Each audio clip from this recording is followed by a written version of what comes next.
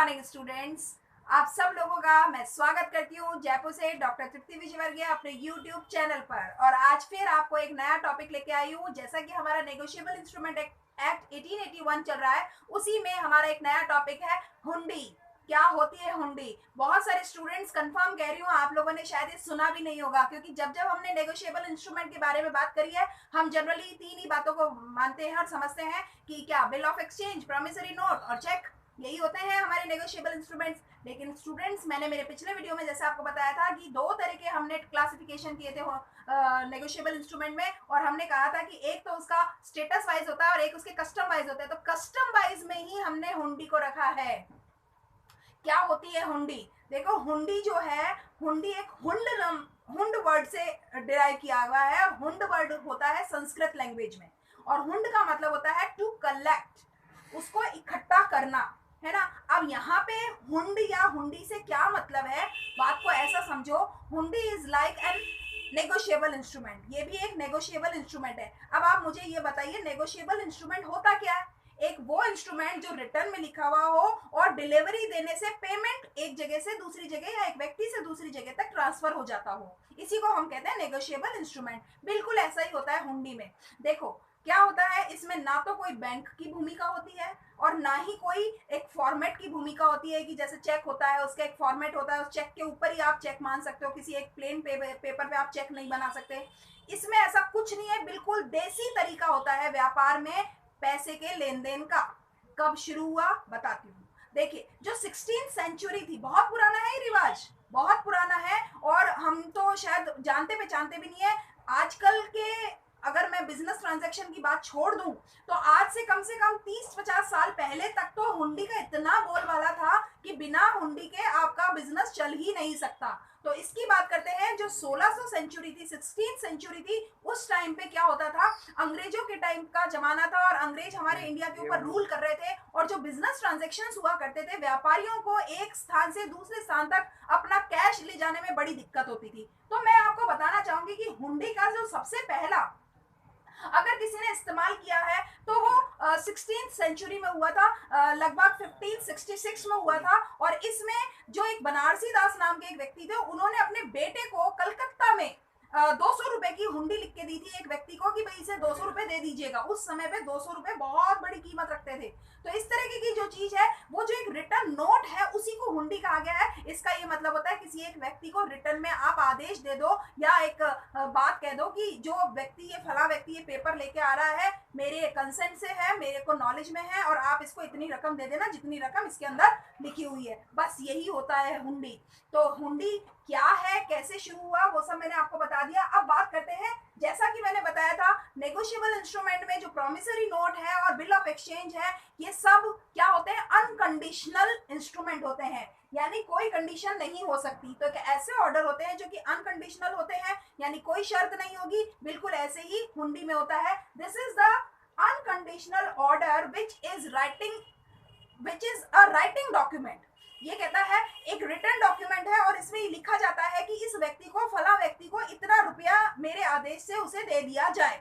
यहाँ पे आदेश मैं इसलिए नहीं कहूंगी क्योंकि ये ना तो ये आदेश होता है, ना ही एक रिक्वेस्ट होती है, सिर्फ एक बात लिखी हुई होती है कि इस व्यक्ति को इतना दे दिया जाए, राइट। तो अब आगे की एक इंपॉर्टेंट चीज सुन लो। हुंडी का कोई फॉर्मेट नहीं होता, हुंडी का कोई डिस्क्राइब मैनर नहीं है, कोई लैंग्वेज फिक्स नहीं है। ये इतनी देसी है कि हमारे इंडिया में बहुत सारी भाषाओं में हुंडी लिखी जाती है, जो जिसको कन्वीनियंट हो उसी भाषा में इसे लिख सकता है। तो इसीलिए यहाँ पे आप ध्यान देंगे, मैंने यहाँ पे लिखा है invariably written in any of the Indian vernacular language, यानी इंडिया की जो भी लैंग्वेज है, वर्नाकुलर यानी कि जो देसी बात है। अगर एक व्यक्ति है गांव की भाषा में लिखता है, तो वो गांव की भाषा में भी लिखा गया वो जो पर्चा है, वो भी हुंडी का ही काम करता है।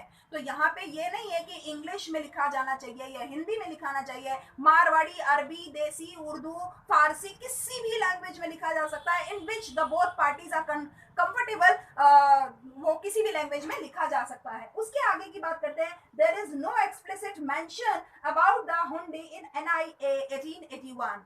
एनआईए 1881 में कोई भी चीज का इसका क्लियर ऐसा इंप्रेशन नहीं है कि हुंडी को इस तरह से लिखा जाएगा या उस तरह से नहीं लिखा जाएगा, या ये इलीगल है या ये लीगल है, कुछ भी नहीं, सिर्फ एक रिटर्न ऑर्डर है जो अनकंडीशनल होता है और जिसमें लिखा जाता है कि अमुक व्यक्ति को इतने रुपए दे दिए जाएं या ले लिए जाएं, जो भी कुछ है।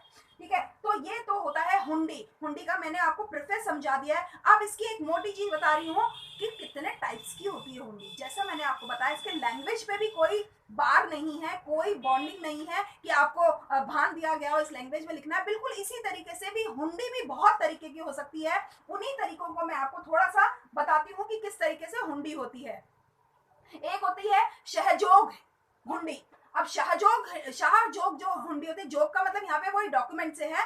जो हुंडी होती है ये एक तरीके से गांव में जैसे साहूकार वगैरह होते हैं ना, जो मालिक होते हैं या जो पंच टाइप होते हैं, उन लोगों की होती है। तो ये कहता है Shah is respectable and responsible person, a man of word known is बाजार एंड मंडी। मंडी या बाजार में जिसकी पैठ है ना, जो मजबूत अपना रिकॉग्नाइजेशन है, स्टेटस कवर करता है, वो लिख के देता है, इसको कहते हैं शाहजोग। इसका मतलब है शाह के द्वारा लिखी गई एक पर्चा, उसी को कहते हैं। Shahjog hundi passes from one hand to another till it reaches a shah. शाह तक वापस पहुंचती है इस तरीके से, उस चैनल में ये हर एक व्यक्ति से दूसरे व्यक्ति तक पहुंचती रहती है। Who after reasonable inquiries present it to the drawee for acceptance of the payment. और उसके बाद में पूरी एक इंक्वायरी करने के बाद, जितना एक वाजिब इंक्वायरी है, इंक्वायरी करने के बाद वो उसको पेबल के लिए ड्रॉई को आदेश दे देता है। दूसरी हुंडी है नामजोग। नामजोग यानी नाम से ही जाहिर है, जिसमें किसी का नाम लिखा हुआ होगा। नामजोग में कहता है it is a hundi payable to or to the order of specified person. जिस विशिष्ट व्यक्ति का उसमें नाम लिखा हुआ होगा उसी के लिए ये कही गई है। And it is the negotiable like a bill of exchange. जैसे बिल ऑफ एक्सचेंज में होता है ना कि इस व्यक्ति को अमुक व्यक्ति को ये चीज दे दी जाए, इस चीज का आदेश होता है, बिल्कुल ऐसा ही है। इसमें स्पेसिफाइड पर्सन का नाम होता है, इसलिए इसका नाम है नामजोग। नेक्स्ट पे आ जाते हैं दर्शनी। दर्शनी हुंडी, दर्शन वर्ड से बना हुआ है दर्शनी, और दर्शन का मतलब होता है एट साइट, मतलब देखने पर। तो ये कहता है दर्शनी हुंडी पेबल एट साइट, देखने पर इसका पेमेंट होता है। It must be presented for payment with in a reasonable time after it's receipt by the holder. जब होल्डर इसका रिसिप्ट देता है तो एक रीजनेबल टाइम के अंदर अंदर इसका पेमेंट देना होता है। और ये लगभग बिल्कुल डिमांड बिल की तरीके से ही उसके सिमिलर होती है। यानी दर्शन यानी दिखाते ही इसके हुंडी की पेमेंट मिलती है with in the reasonable time period. आगे बोलते हैं हम मुद्दती। मुद्दती का मतलब है टाइम से रिलेटेड है, मुद्दत है ना। तो ये कहता है मुद्दती और मियादी हुंडी, इसको मियादी हुंडी भी कहते हैं।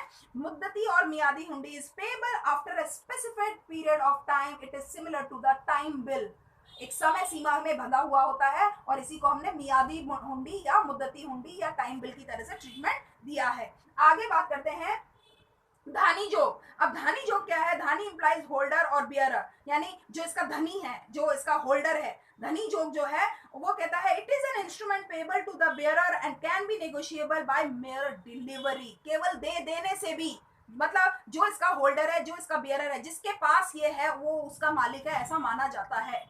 ठीक है, तो ये धनी जो मालिकाना हक रखता है वो इसको कहते हैं। तो बियरर या होल्डर को कहा गया है ऐसा पर्चा जिसके पास होगा वो धनी हुंडी रखता है। अब एक अगला हम टाइप पढ़ रहे हैं जवाबी हुंडी।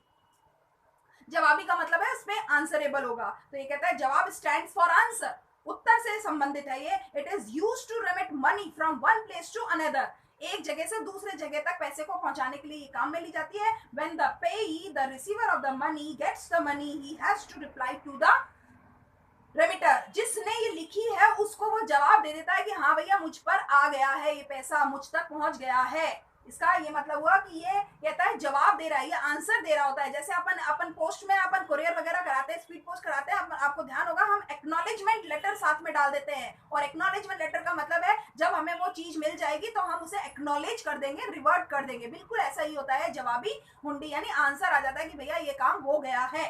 नेक्स्ट कहता है जोखमी।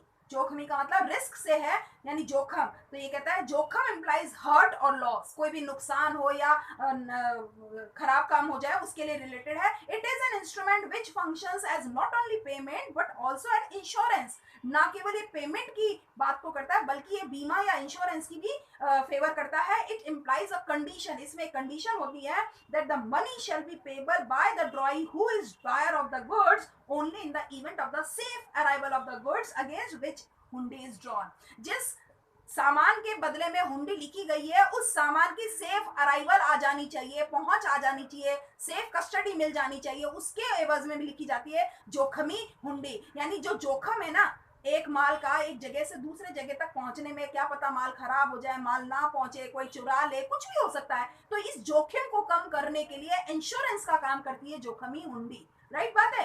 अब आगे बढ़ते हैं। फरमान जोग, फरमान का मतलब एक ऑर्डर या आदेश निकाल देना। फरमान अपन उर्दू वर्ड है, हम कई बार बोल देते हैं उसने इसका फतवा निकाल दिया या फरमान निकाल दिया, तो बिल्कुल उस तरीके से है। Farman stands for an order, ये एक आदेश की तरह से काम करता है। It can be negotiated like other instruments payable to order by endorsement और डिलीवरी।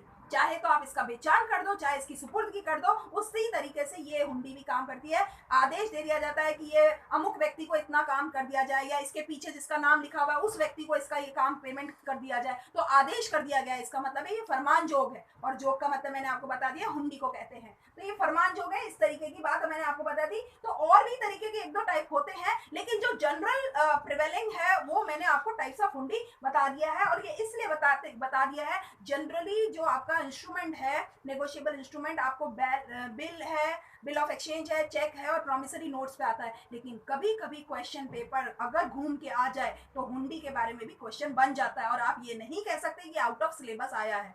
तो मेरा जो इंटेंशन है वो यही है कि आप अगर नेगोशिएबल इंस्ट्रूमेंट पढ़ते हो तो हुंडी जरूरी रूप से आपको पता होनी चाहिए कि होती क्या है। और हुंडी अगर आपको पता है तो मान लेना कि आपको बहुत कुछ पता है, बहुत सिंपल है, कुछ भी कॉम्प्लिकेशन नहीं है। चेक, प्रॉमिसरी नोट जैसे सिंपल है, बिल्कुल वैसे ही हुंडी सिंपल है। लेकिन अगर नहीं पता होगा तो अपने आप कुछ नहीं लिख सकते, इतनी टेक्निकल है, राइट। तो मेरा जो इंटेंशन था वो आपको यही था कि मैं आपको इस कंसेप्ट को क्लियर कर दूं। और मुझे पूरी उम्मीद है आपने मेरे चैनल को सब्सक्राइब कर दिया है, नहीं किया है तो आप कर दीजिए, साथ में बेल आइकन को प्रेस करना मत भूलिएगा।